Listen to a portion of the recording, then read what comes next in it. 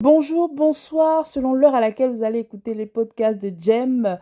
Alors, nous sommes dans le podcast de Jem numéro 4. Pourquoi suis-je devenu entrepreneur? Partie 2 et fin. Mais avant, jingle.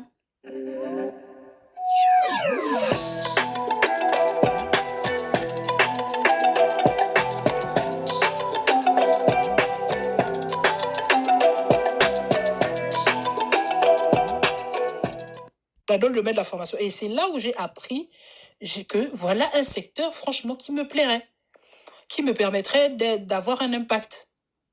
Donc, et la formation, pour moi, j'ai vu l'impact que ça a eu dans ma vie, déjà. Donc, je suis moi-même une preuve concrète. Et ça a eu dans ma vie, et je veux pouvoir aider d'autres personnes grâce à des compétences que je pourrais leur donner la possibilité de gagner également leur vie de façon efficace dans le domaine de la formation. Et le Covid, pour moi, est tombé à point nommé. Je me suis formée pendant 1 an au métier de FPA, sachant que j'avais déjà, je cite parce que, je vais énumérer plutôt, un BTS en MUC qui s'appelle MCO. Aujourd'hui, c'est MCO. Une licence en management d'entreprise, un master en banque assurance, un master en finance d'entreprise, un certificat en anglais qui, je pense, n'a plus de valeur vu que je pratique même pas, un certificat en création et reprise d'entreprise, un certificat AMF. Et pour finir, un titre de formateur que j'ai fait récemment en 2020, je crois 2021. Le dernier que j'ai eu en 2021, voilà, titre qui me permet donc d'exercer mon métier. C'est un niveau Bac+2, sachant que j'ai un master en finance d'entreprise. Alors, je pense que je dois être une personne à diplôme qui aime toujours apprendre. Il y a des gens comme ça, je crois que c'est peut-être qu'il y a une maladie. Peut-être ça existe même, je suis pas sûre. Mais je suis toujours en soif d'apprentissage en permanence. Je veux toujours apprendre des choses, toujours avoir un certificat de ci. Je veux toujours avoir un diplôme de ça. Enfin, je veux toujours apprendre à avoir des diplômes ou des certificats qui me permettent d'avoir des compétences, en fait. Voilà.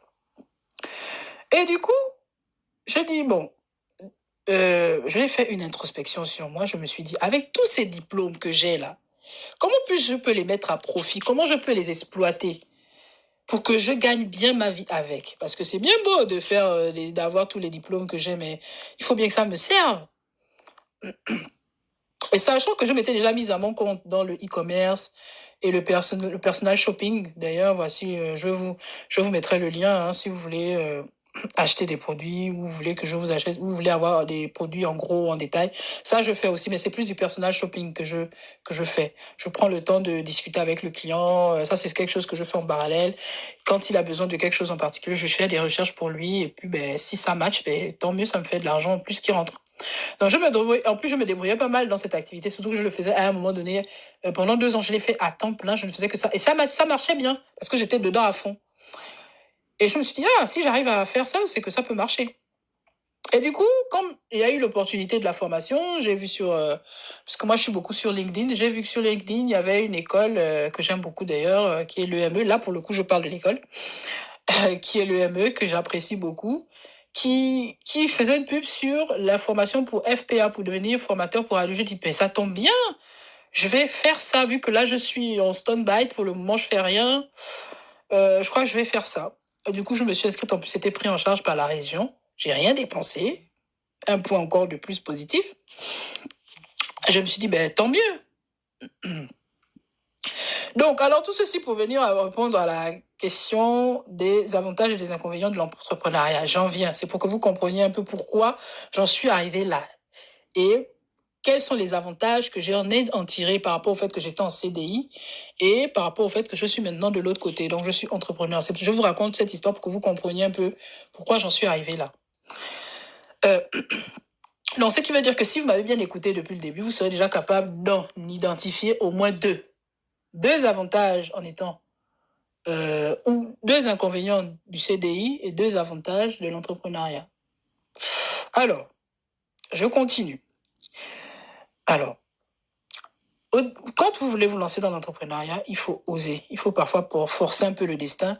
Quand tu ne peux pas sortir par la porte, il y a un adage qui dit, ou une citation qui dit que quand tu ne peux pas passer par la porte, tu passes par la fenêtre. Pour tous ceux qui se lancent dans l'entrepreneuriat, il faut l'employer à l'envers, moi je pense. Ou autrement, moi je dirais, si on ne veut même pas t'ouvrir la fenêtre, C'est-à-dire que même si la fenêtre, elle est verrouillée, c'est compliqué. Ouvre d'autres portes sans même les forcer. Elles sont prêtes à t'accueillir comme un roi ou une reine. Elles n'attendent que toi pour impacter le monde. Durant ma formation pour devenir formatrice pour adultes, j'étais déterminée à faire mon stage à la CCI, la Chambre de commerce de Paris, car j'aime bien cette structure, les valeurs, les aides, les accompagnements, enfin bref, j'aime bien les structures. Elle vaut tant pour BPI, elle vaut tant pour toutes ces, la PEC, enfin il y a des structures pour lesquelles j'ai un certain intérêt, j'ai une certaine affection parce que euh, ils portent les valeurs que moi je prône, aider les entrepreneurs, aider ceux qui veulent se lancer dans des projets, aider, voilà, accompagner, ce genre de choses. Ouais, ça me parle beaucoup. Et c'est dans ce genre de structure que je serais prête à quitter, par exemple, mon entrepreneuriat pour être en CDI dans ce type de boîte. Parce que ça prône exactement les valeurs, ce que j'aurais aimé faire, ce que, voilà. Donc, c'est un peu ça. Donc, pour la petite histoire, moi, j'étais en pleine formation et du coup, il fallait trouver un stage de 2 mois pour valider la formation. Et j'étais presque la dernière à ne pas avoir trouvé le stage. Et du coup, je me suis dit, voilà, il faut que je bouge. Moi, je sais ce que je veux faire, je sais où je veux aller. Je vais aller à Paris, à la Chambre de commerce de Paris et je vais aller déposer ma candidature. J'ai fait de façon traditionnelle. Je me souviens très bien, il était 16h, presque 17h. Et souvent, ces structures-là ferment tôt. À 16h40 ou 16h, c'est déjà, il n'y a plus personne. Moi, je suis arrivée avec mon CV, avec ma lettre de motivation. Traditionnel. C'est vrai qu'en ce moment-là, à l'heure actuelle de nos jours, tout se fait maintenant par mail. Je dis, c'est pas grave, moi, je vais aller sur place. Donc, et j'avais vu qu'ils avaient fait une pub, puisque moi, je regarde beaucoup sur les réseaux, etc., qui faisait une pub qui faisait 5 jours pour entreprendre. Je dis, mais j'aimerais tellement donner des cours dans ces domaines-là, 5 jours pour entreprendre. Et je préparais à l'époque euh, justement, c'était pour valider mon titre de formateur, sachant que j'avais déjà un certificat en création et reprise d'entreprise. Donc, je connaissais déjà très bien tout ce qui est business plan, études de marché. Enfin, ce sont des sujets, je suis assez experte dans ces sujets-là. Parce que j'ai beaucoup travaillé dessus. Moi-même, j'ai été formatée là-dessus. J'ai beaucoup travaillé sur tout ce qui est études de marché, business plan, voilà. Tous ces sujets en rapport avec la création et reprise d'entreprise. Et je voulais absolument, absolument, c'était CCI ou rien. Donc, je suis partie avec mon CV, je suis montée sur Paris, j'ai pris mon billet de train, je suis arrivée. Et du coup, quand j'arrive, je sonne, je sonne j'appuie sur la télé. Je dis, madame, excusez-moi, j'aimerais bien postuler à la CCI de Paris pour être formatrice. Bon, elle n'avait pas bien entendu. C'est comme ça qu'elle m'a dit, écoutez, entrez, je vais. Elle a ouvert la porte et je suis entrée. Et quand j'entre, je lui explique, elle me dit, oui, madame, nous sommes déjà en train de fermer, vous pouvez pas, je dis, s'il vous plaît, je reviens de loin, est-ce que vous pouvez pas juste m'accorder, je veux juste déposer mon CV, ma lettre de motivation, parce que j'ai envie de travailler ici. C'est là où elle me dit, vous voulez quoi, être stagiaire? Je dis, non, j'ai envie de je veux être stagiaire, oui, mais pour donner des cours, pas pour suivre les cours. Elle dit, bon, écoutez, attendez, je vais voir avec quelqu'un en haut qui peut vous recevoir. C'est comme ça qu'elle appelle une dame très gentille, très jolie, petite femme et tout, qui arrive.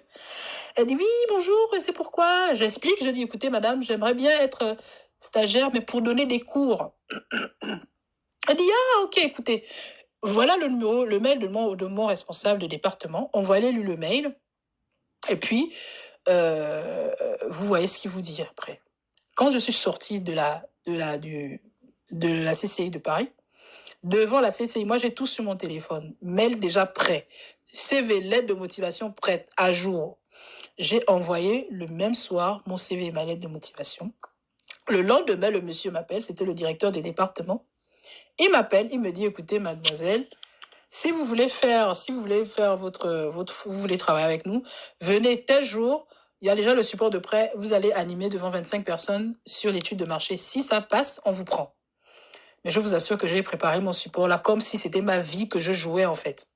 Donc j'ai préparé l'animation et puis comme moi j'aime ça, j'ai fait mon one-man show là, j'ai apprêté mes trucs, j'ai fait des quiz, j'ai fait tout ce qu'il fallait faire, tout ce qu'on m'a appris en formation tout simplement, que j'ai mis en application. Et c'est comme ça que la formation s'est super bien passée, les apprentis ont apprécié et en plus c'était divers et varié, tu te sens quand même valorisé. J'ai fait ce qu'il fallait, voilà, je posais des questions, je fais un tour de table, enfin tout ce qu'on nous apprend quand tu es formateur, voilà tout ce que tu dois faire.